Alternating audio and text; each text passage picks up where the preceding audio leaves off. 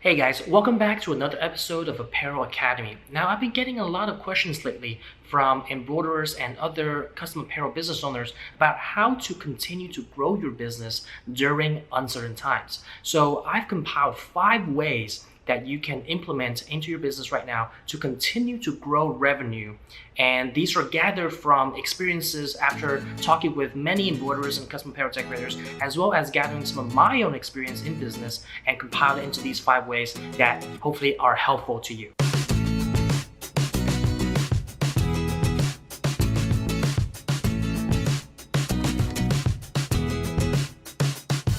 So before we get started, make sure to hit the like button if you haven't done so already, if you enjoyed content just like this, and make sure to subscribe to our YouTube channel so you can stay up to date with the latest videos and get notified when we post a new video. Jumping right into point number 1, which is adapt and pivot. It is super important to adapt and pivot according to what's going on around you, the external factors, whether it's the economy or the industry, to be able to capitalize on opportunities that are present. The market is changing very rapidly, and you have to find ways to shift your infrastructure or your processes, or to look at where the demand is so that you can capitalize on those opportunities or put yourself in a good position to capitalize on opportunities when times are good. So one of the first things that you want to do in looking at how to adapt and pivot is being up to date with the latest trends. For example, one of the in-demand items right now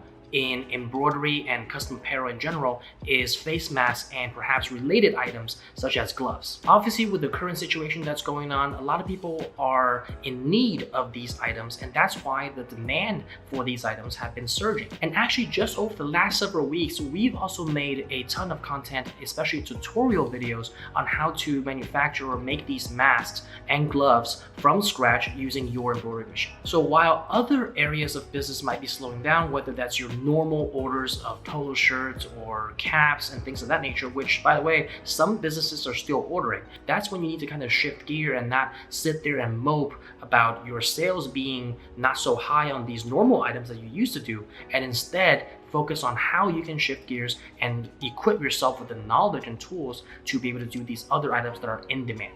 So another area of adapting and pivoting is to look internally and evaluate your strengths and your weaknesses. Now that you have more time on your hands, you can actually hone those crafts, hone those skills, and be able to master that and put yourself in a better position to succeed and capitalize on opportunity.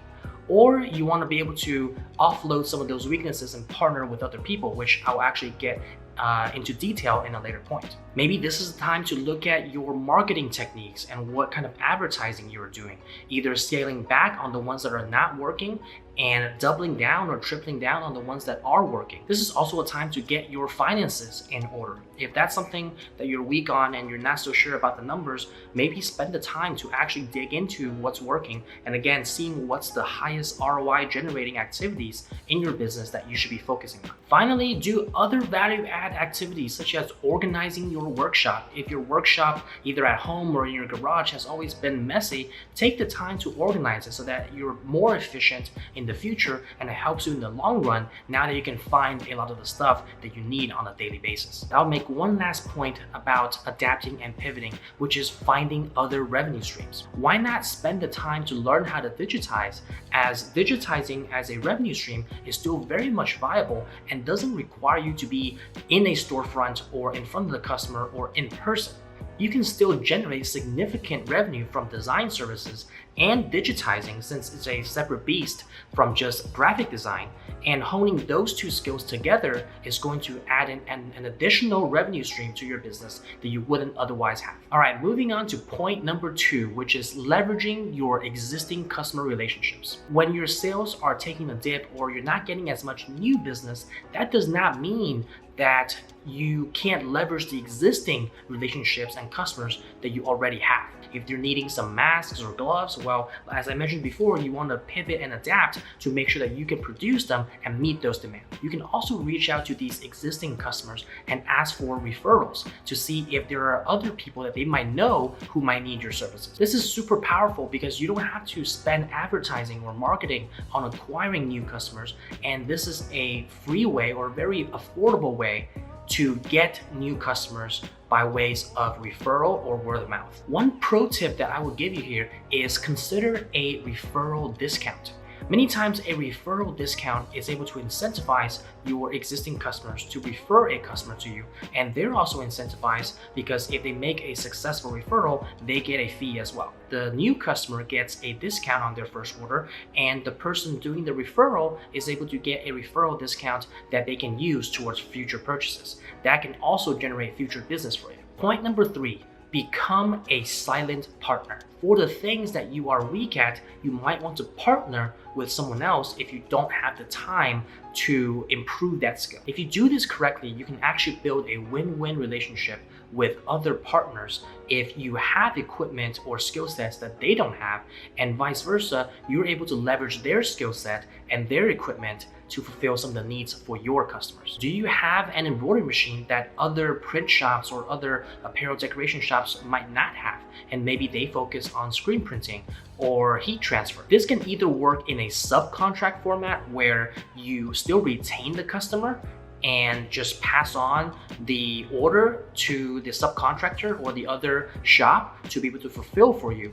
Or you can actually just do on a referral basis and establish a contract of some sort, some partnership to be able to refer constant business to each other.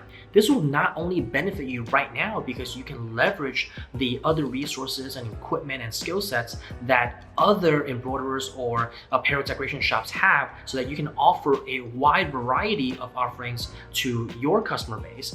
But also going forward, establishing those relationships now gives you viable options down the road that you might not otherwise have. One final note on this is that you have to make sure that it is mutually beneficial, because it has to be a win-win situation in order for this relationship to foster and to grow long-term. So think about what structure in terms of pricing or the actual contract or how the structure of this deal would work in order to be mutually beneficial.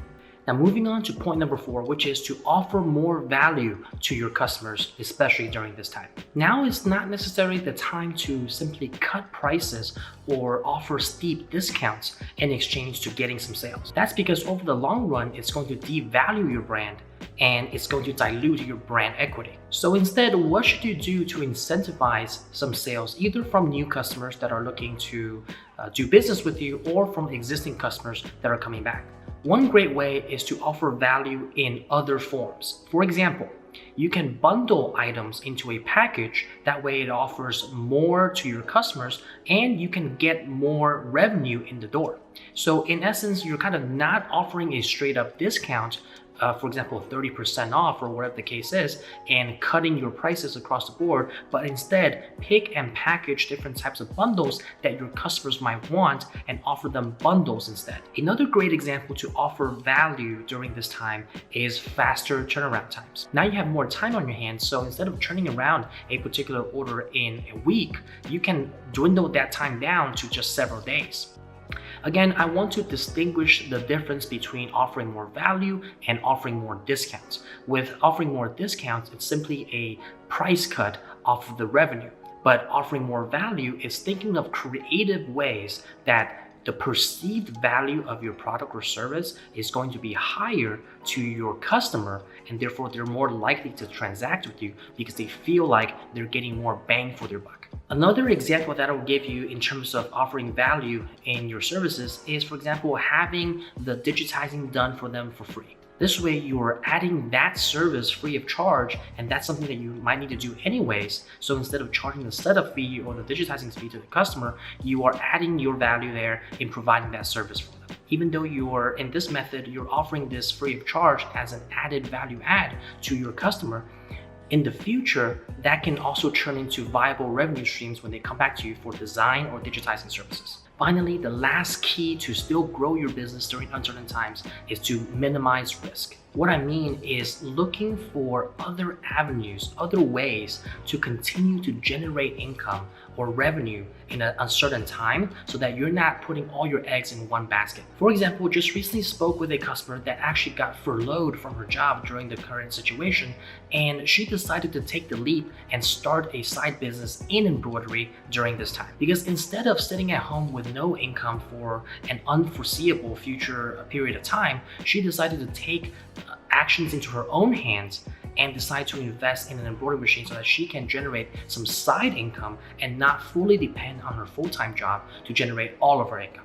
This diversification of your income sources is really going to help you, especially during an uncertain time, in that if one source starts to slow down or eventually dries up, you still have other sources that are available that can keep the income coming in. So in your process of diversifying your income sources, if you're looking to start a custom apparel business or an embroidery business, one of the ways to minimize your risk also is to look for payment plans. When you have payment plans, especially a low monthly payment plan, especially one with 0% financing like the one that we offer, you're able to minimize the upfront investment that you have to put in terms of a down payment to purchase the machine and get your business started without having to tie up all that cash flow. Especially when you're looking for a machine to go with, also consider the fact that to minimize your risk, you want to be able to get everything for you to get started without having to get the machine and then having to buy other things a la carte to even get your business started. So definitely look for one where all the hoops and accessories are included, all the training and support, so that not only do you get the equipment, you also get the knowledge and the tools to be able to help you succeed in this business. I think that's one of the biggest motivations that we've had here at Ricoma to start offering our technical support on a 7-day and after-hour extended hour basis.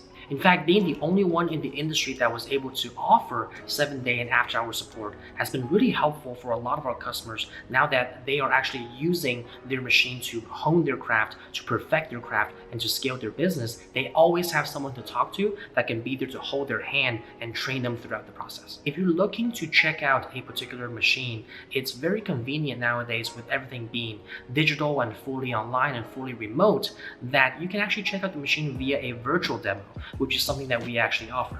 That way you can actually see the machine operating and ask any questions, or even do a project that you want to do and see it live being stitched out without having to be in person and in front of the machine. In an age where everything is going digital, especially right now with everything being remote, it is super helpful to be able to see the machine live in action without actually being there. So if that's something you're interested in, check out the link in the description below to schedule a virtual demo and speak with a specialist so that we can help you minimize your risk if you're looking to diversify your income sources. Again, during times of uncertainty, I know that a lot of business owners are concerned about where their income is going to come from, and a lot of business owners have seen a dip in their sales. But the savvy business owners that I've spoken with and what we've seen in the market is that those business owners are actually picking up in terms of their business volume. That's because they're able to adapt and focus on the opportunities that are at hand, what's in demand right now in the market. So being able to adapt and leverage those existing customer relationships, be able to offer more value to your customers, minimize your risk, all of those ways are different ways that you can continue to ensure that your business is growing, not only surviving, but thriving in an environment like this. So I hope you guys enjoyed this content, and if you did, I would really appreciate it if you give a quick thumbs up to this video, and again, subscribe to our channel if you haven't done so already so you can keep up to date when a new video comes out every single week. I also want to remind you, if you haven't already, follow us on Instagram at Ricoma HQ. We post videos, stories, IGTV, and different content on there on a daily basis so you can be a part of the conversation there. And last but not least, I want to remind you, if you haven't already joined our free Facebook group, Embroidery and Custom Apparel Mastery, I've linked it in the description below. Now there's over 17,000 embroiderers and custom apparel decorators in that group sharing tips, knowledge, and advice to help each other. All right, that's it for us for today. Let me know in the comments below how your custom apparel business or embroidery business is doing during a time like this, and what are some measures you've taken to ensure that you continue to grow and succeed during these times. All right, thank you guys so much for watching, and until next time.